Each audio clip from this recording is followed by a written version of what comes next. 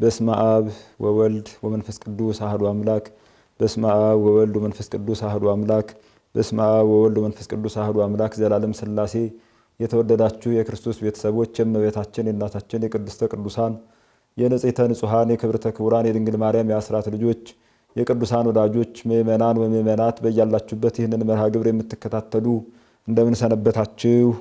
አሜን። የአምላካችን የልዑል እግዚአብሔር ስሙ የተመሰገነ ይሁን። በምህረቱ በቸርነቱ ይህችን ሰዓትና ዕለት ባርኮና ቀድሶ የሰጠን በያለንበት የሚጠብቀን ቅዱስ ቃሉን እንድንሰማ የሚያተጋን አምላካችን ልዑል እግዚአብሔር ስለማይነገር ስጦታው ክብርና ምስጋና ይድረሰው።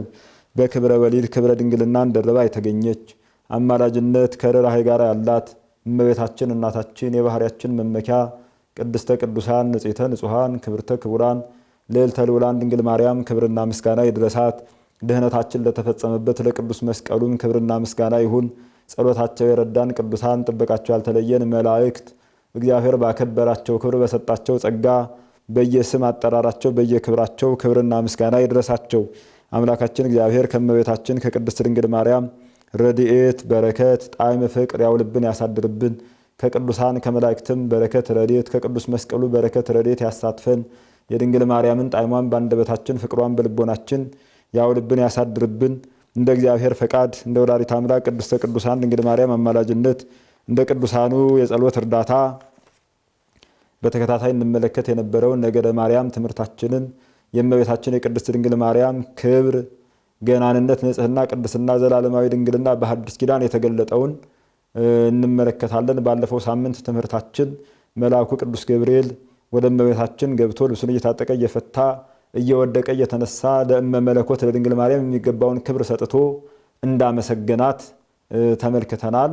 ለማስታወስ ያክል ተፈሲ ፍሴት ኦ ምልዕተ ጸጋ እግዚአብሔር ምስሌኪ ቡሩክት አንቲ እማንስት አንቺ ምልዕተ ጸጋ ምልዕተ ክብር በመላእክት ተልኮ በነቢያት ትንቢት ደስ ያለሽ ድንግል ደስ ይበልሽ ካለ በኋላ ቡሩክት አንቲ እማንስት አንቺ ከሴቶች ተለይተሽ መርገመ ሥጋ መርገመ ነፍስ የሌለብሽ በረከተ ሥጋ በረከተ ነፍስ እያማለርሽ የምታሰጭነሽ ወቡሩክ ፍሬ ከርስኪ የማኅፀንሽ ፍሬ ኢየሱስ ክርስቶስ መርገመ ሥጋ መርገመ ነፍስን የሚያርቅ በረከተ ሥጋ በረከተ ነፍስ የሚያድል የባህሪ አምላክ ነው ብሎ እንደመሰከረ እግዚአብሔር ምስሌኪ እግዚአብሔር ካንቺ ጋራ ነው እንዳላት እግዚአብሔር ካንቺ ጋራ ነው ሲላት እንደ ሌሎቹ ቅዱሳን እንደ መላእክትም ዛሬም ከኛ ጋራ እግዚአብሔር ከኛ ጋራ ነው ብለን እንደምንመሰክረው በረድኤት አይደለ በኩነት ማለት ከሥጋዋ ሥጋ ከነፍሷ ነፍስ ነስቶ እርሱ ሰው የሆነ አምላክ እየተባለ ሲመሰገን ሊኖር እርሷ ድንግል ወእም እየተባለች እናትነት ከድንግልና ጋር አስተባብራ የተገኘች እየተባለች እየተመሰገነች ልትኖር መመረጧን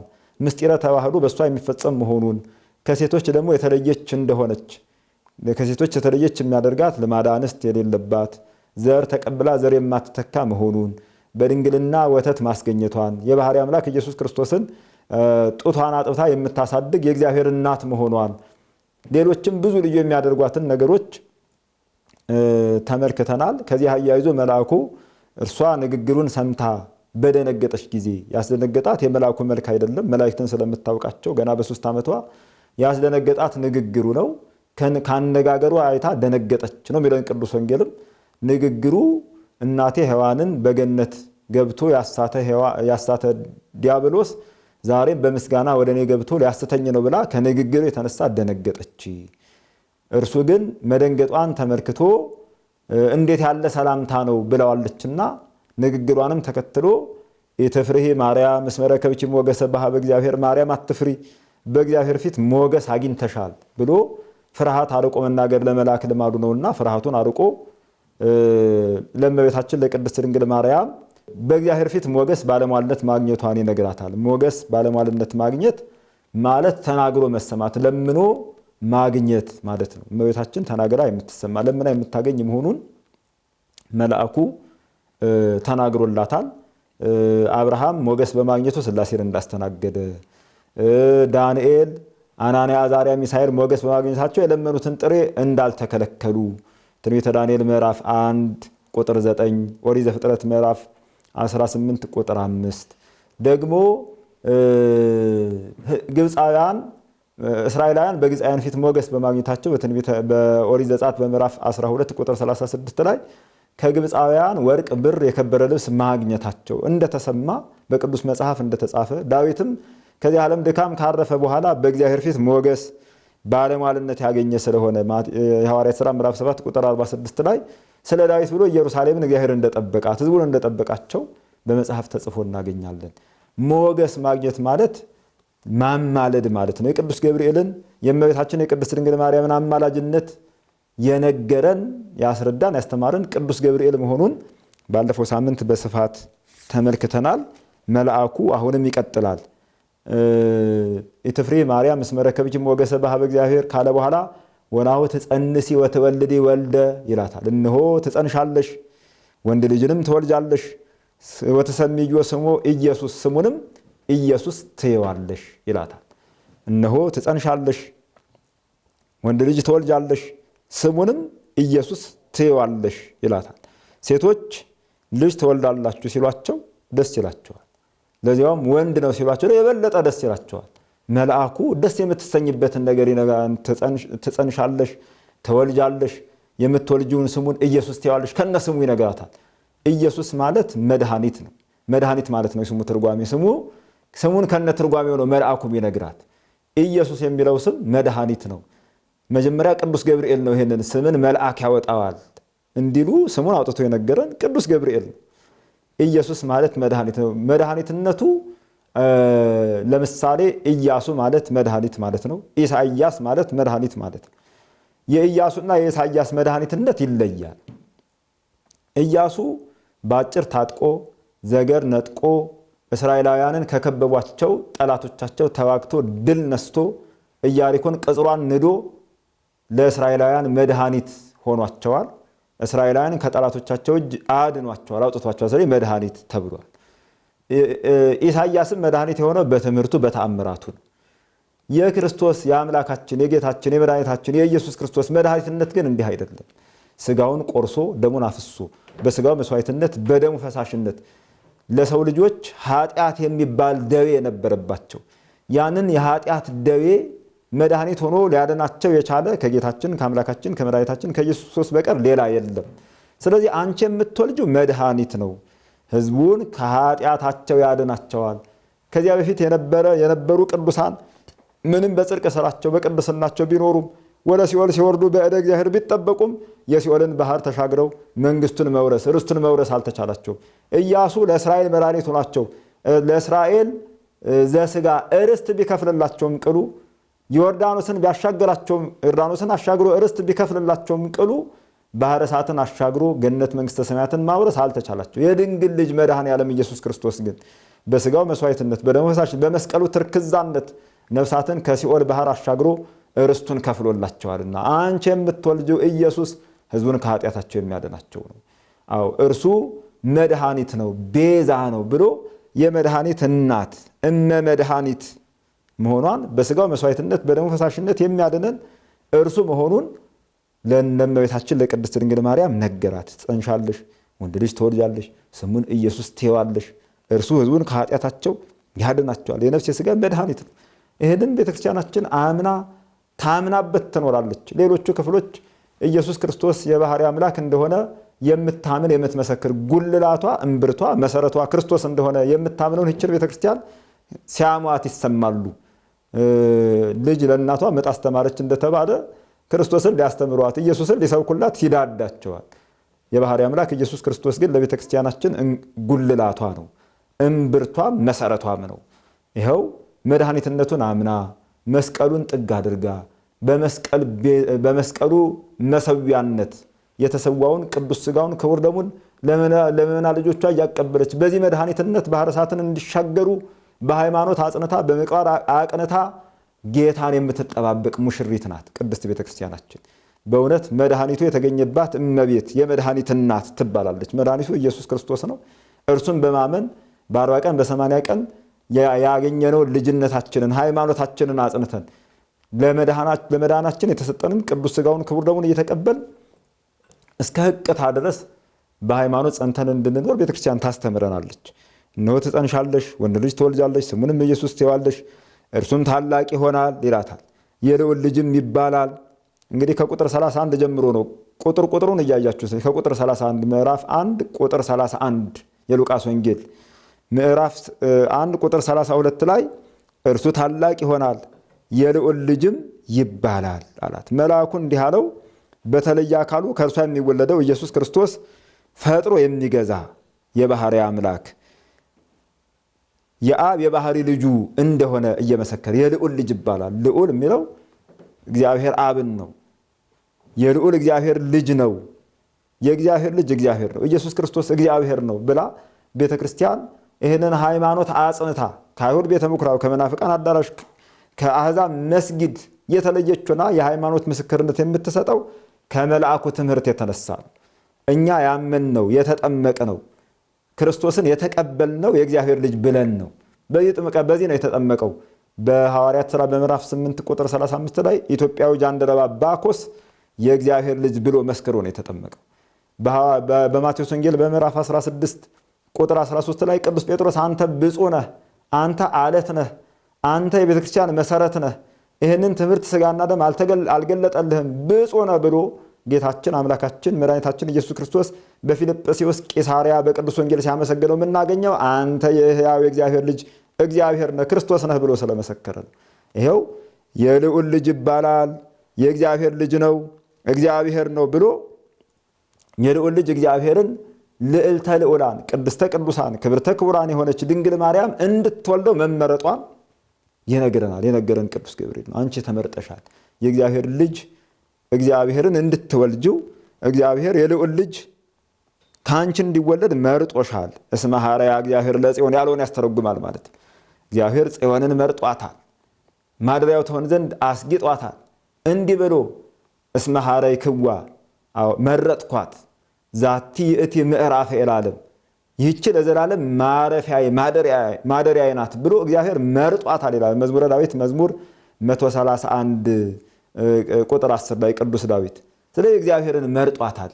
እግዚአብሔር የመረጣት ጽዮን ቅዱስ ገብርኤል አሁን እየመሰከረላት የምናገኛት እመቤታችን ቅድስት ድንግል ማርያም ናት። ይህንን ምስጢር ቅዱስ ገብርኤል ገልጾ ተናገረ። እግዚአብሔር መርጧታልና እግዚአብሔር የመረጠውን እንመርጣለን። ልዑል መርጧታልና ልዕልተ ልዑላን ብለን እናመሰግናታለን። ልዕልተ ልዑላን ከተለዩ የተለየች ከከበሩ የከበረች ከተመረጡ የተመረጠች ናት ብለን ክብሯን ገናንነቷን እንናገርላታለን። ከዚህ አያይዞ ቅዱስ ገብርኤል ጌታ አምላክም የአባቱን የዳዊቱን ዙፋን ይሰጠዋል፣ በያዕቆብ ቤትም ለዘላለሙ ይነግሳል፣ ለመንግስቱም ፍጻሜ የለውም። አሎም ኃይለክተ ለመንግስቱ መጨረሻ የለውም። ጌታ እግዚአብሔር የአባቱን የዳዊቱን ዙፋን ይሰጠዋል። ተመልከቱ፣ ዳዊትን መሐለ እግዚአብሔር ለዳዊት በጽድቅ ወኢይኔስህ ለዳዊት እግዚአብሔር ማለለት ምን ብሎ እስመ እንፍሬ ከርስከ አነብር ዲበ መንበርከ በዙፋንህ ላይ ከአብራክህ ከወገብህ የሚወጣውን የሚከፈለውን አስቀምጥልሃለሁ ብሎ እግዚአብሔር ምሎለት ነበር። ይሄንን መሐላውን እንዳጸናለት ለጊዜው በዙፋኑ ላይ ዳዊት ተቀምጧል። 40 ዘመን ገዝቷል። ዳዊት ግዛቱ ከዳን እስከ ቤርሳቤህ ነው። ዳዊት እስራኤላውያንን ነው የገዛው። ሰሎሞን ከግዛቱ ከዳን እስከ ቤርሳቤህ ነው የገዛው፣ እስራኤላውያንን ነው። ግዛቱም ዳሩ እሳት መሃሉ ገነት የሚባል ዳር ድንበር አለው። አሁን ግን በዳዊት ባህሪ ከዳዊት አብራክ በተከፈለች እመቤት በቅድስተ ቅዱሳን በንጽሕተ ንጹሐን በድንግል ማርያም ሥጋ ተገልጦ ገዢ የሆነ አምላክ የዳዊት ትንቢት ለዳዊት የተነገረለት ነገር የሚፈጸመው በባህሪ አምላክ በኢየሱስ ክርስቶስ ነው። እሱ በግዘፍ የገዛቸውን በርቀት ገዝቷቸዋል። ለሶሎሞን ግዛቱ የተወሰነ ነው። የባህሪ አምላክ ኢየሱስ ክርስቶስ የድንግል ማርያም ልጅ ከዳዊት አብራክ የተከፈለ ዳዊትን ስናነሳ ከዳዊት አብራክ የተከፈለች እመቤታችን ከቅድስት ድንግል ማርያም የተወለደ መድኃኔ ዓለም ኢየሱስ ክርስቶስ በእርሷ በኩል ነው የዳዊት ልጅ የተባለ በወንጌል የተነገረለት። እርሱ ግዛቱ ከእስከ የሌለው ወአልቦሙ ኃይለክተ ለመንግስቱ መጨረሻ ፍጻሜ የሌለው ብሎ መልአኩ ቅዱስ ገብርኤል የዳዊት ትንቢት እንደተፈጸመ የዳዊት አምላክ የዳዊት ልጅ ሊሆን መምረጡን የዳዊትን ትንቢት መፈጸሙን ዳዊት የገባለትን መሐላ የማለለትን መሐላ እንደፈጸመ ይነግራታል። መጽሐፈ ሳሙኤል 2ኛ ምዕራፍ 7 ቁጥር 16 ላይ ነብዩ ሳሙኤል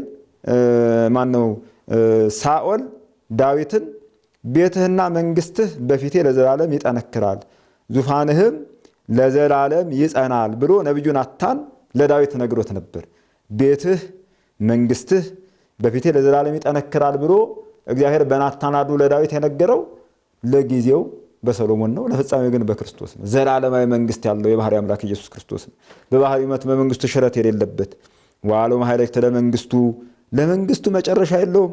ነብዩ እግዚአብሔር ቅዱስ ዳንኤል ባየው ራእይ ምስሉን የፈጨ ምስል አየ። ያንን ምስሉን የፈጨ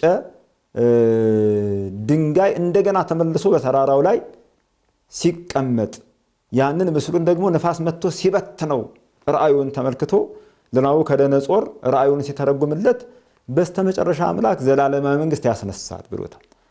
እነዚያ በምስሉ የተገለጡት በዚህ ዓለም የነበሩ ነገስታት ናቸው። እነኝን ሁሉ ግን የመግዛት እነኝንም ቢሆን በጸጋ ስልጣን የሰጣቸው ራሱ ባለቤቱ እንደሆነ ለማጠየቅ ምስሉን ሁሉ ፈጭቶ እጅ ሳይነካው ከተራራ ላይ የተነሳው ያ ድንጋይ እንደገና ተመልሶ በተራራው ላይ ሲቀመጥ ተመልክቶታል።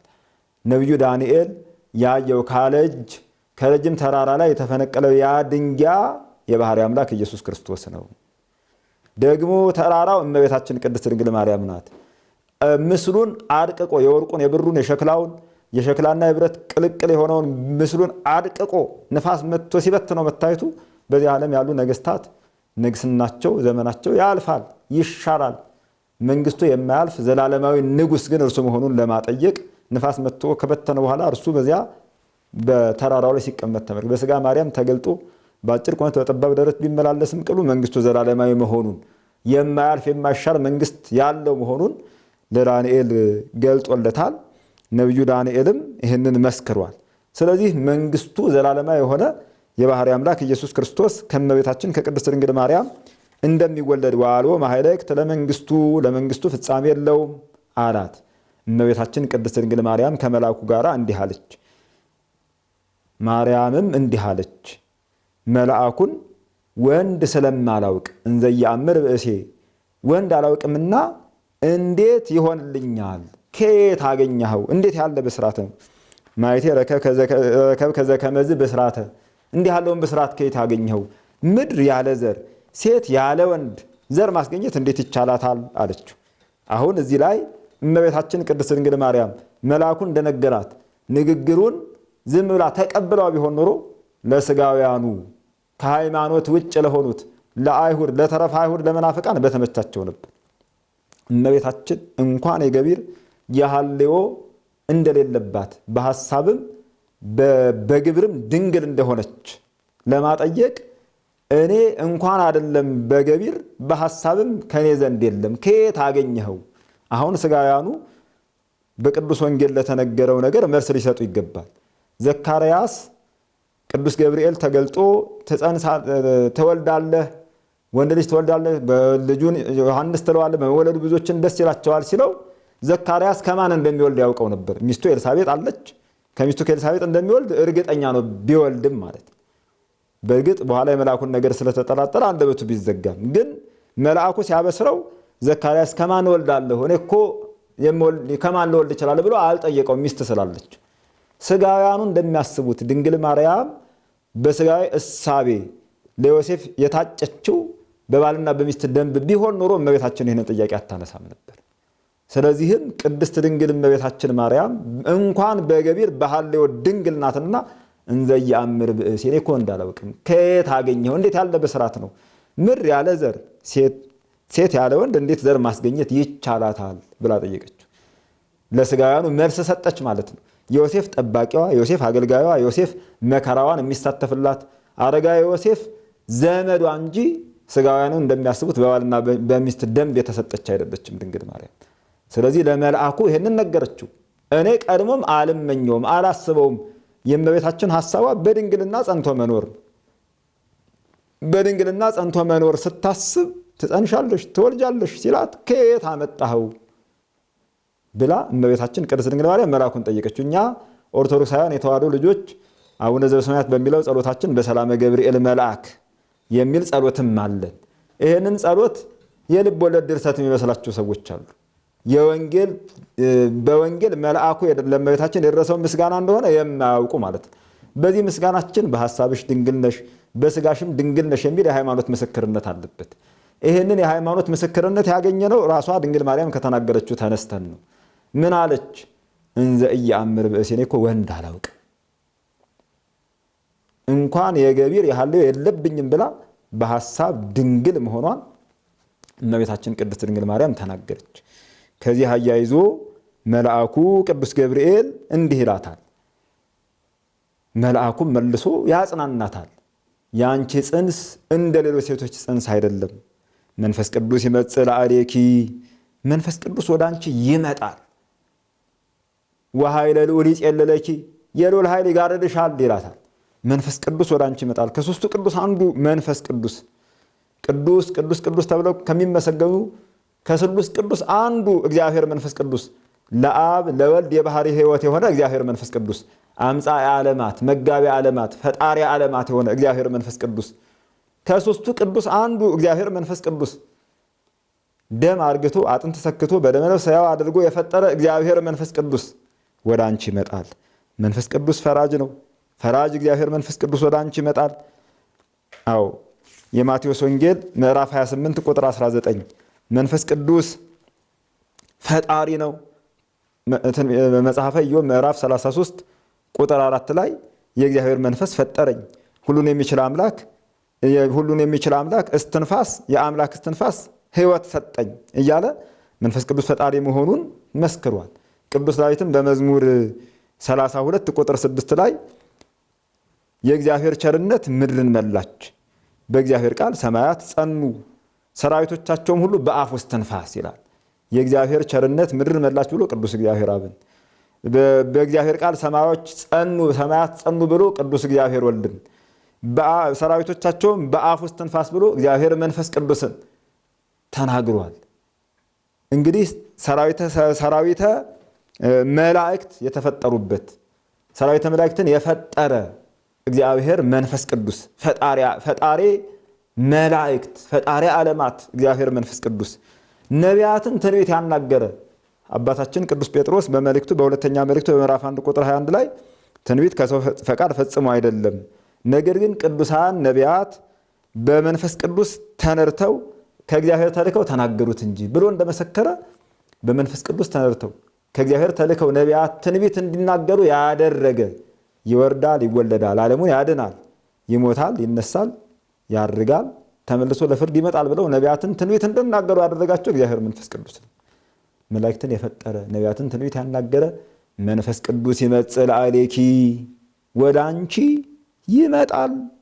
በአንቺ የሚፈጸመው ይሄ ጽንስ በሰዎች ልማድ ባለ በዘር በሩካቤ አይደለም፣ የመንፈስ ቅዱስ ስራ ነው። መንፈስ ቅዱስ ይመጽእ ለአሌኪ ወኃይለ ልዑል ይጼልለኪ፣ የልዑል ኃይል ይጸልልሻል። ኃይለ ልዑል የተባለ ወልድ ነው። ከሦስቱ ቅዱስ አንዱ ቅዱስ ወልደ እግዚአብሔር በተለየ አካሉ ከባህሪ አባቱ ከአብ ከባህሪ ሕይወቱ ከመንፈስ ቅዱስ ሳይለይ በተለየ አካሉ ወደ አንቺ ይመጣል። ተመልከቱ፣ እግዚአብሔር አብ፣ እግዚአብሔር ወልድ፣ እግዚአብሔር መንፈስ ቅዱስ እመቤታችን ቅድስት ድንግል ማርያምን ዙፋን ንጹሕ አዳራሽ አድርገው አብ በተለየ ወልድ በተለየ አካሉ ለመዋሃድ የአብ ሙሽራ የወልድ እናት የመንፈስ ቅዱስ ንጽሕት አዳራሽ ወደ ሆነችው ለእመቤታችን ስሉስ ቅዱስ መጥተዋል። ከሦስቱ ቅዱስ አንዱን ቅዱስ የልዑል ልጅ የተባለ እግዚአብሔር ወልድን እመቤታችን በተለየ አካሉ ጸንሳ እንደምትወልደው በድንግልና ጸንሳ በድንግልና እንደምትወልደው ቅዱስ ገብርኤል ከእግዚአብሔር ተልኮ ይነግራታል። የልዑል ኃይል ወልድም ከሦስቱ ግብራት ይጸልልሻል፣ ይከለክልሻል። ሦስቱ ግብራት ማለት በነቢብ በገቢር በሐልዮ በማሰብ በመናገር በመከወን ኃጢአት ያልተዳደፈች ንጽሕተ ንጹሐን ቅድስተ ቅዱሳን ክብርተ ክቡራን መዝገበ ሥላሴ መዝገበ ምስጢር መሆኗን የምስጢር መዝገብ መሆኗን ለዚህ ምስጢር መመረጧን ወልድም ደግሞ ከነኚህ ግብራት እንደሚጠብቃት በተለየ አካሉ እንደሚዋሃድ ነገራት። ቅዱስ ገብርኤል አበሰራት። ስለዚህ ከአንቺ የሚወለደው ቅዱስ የእግዚአብሔር ልጅ ይባላል። አንቺ የምትወልጂው ሩቅ ብለሽ አይደለም፣ የባህሪ አምላክ ነው። ከሦስቱ ቅዱስ ቅዱስ ቅዱስ ቅዱስ ተብለው ከሚመሰገኑ ከሦስቱ ቅዱስ አንዱን ቅዱስ በድንግልና ጸንሰሽ በድንግልና ትወልጃለሽ። ትንቢተ ኢሳይያስ ምዕራፍ 6 ቁጥር 3፣ የዮሐንስ ራእይ ምዕራፍ 4 ቁጥር 8 ላይ ቅዱሳን መላእክት በእሳት ክንፍ ተሸፍነው ቅዱስ ቅዱስ ቅዱስ እግዚአብሔር ጸባኦት ፍጹም ምሉ ሰማያት ወምድረ ቅዱሳተ ሰባቲከ ብለው ሲያመሰግኑ በዘመነ ብሉይ ቅዱስ ኢሳይያስ፣ በዘመነ ሐዲስ ቅዱስ ዮሐንስ ወንጌላዊ በፍጥሞ ደሴት ተግዞ ሰምተዋቸዋል። ቅዱስ የሚለው ምስጋና ጽኑ፣ ልዩ፣ ክቡር ማለት ነው። 3 ጊዜ ተነግሯል። የሶስትነት ነው። ቃሉ አልተለወጠም፣ የአንድነት ነው።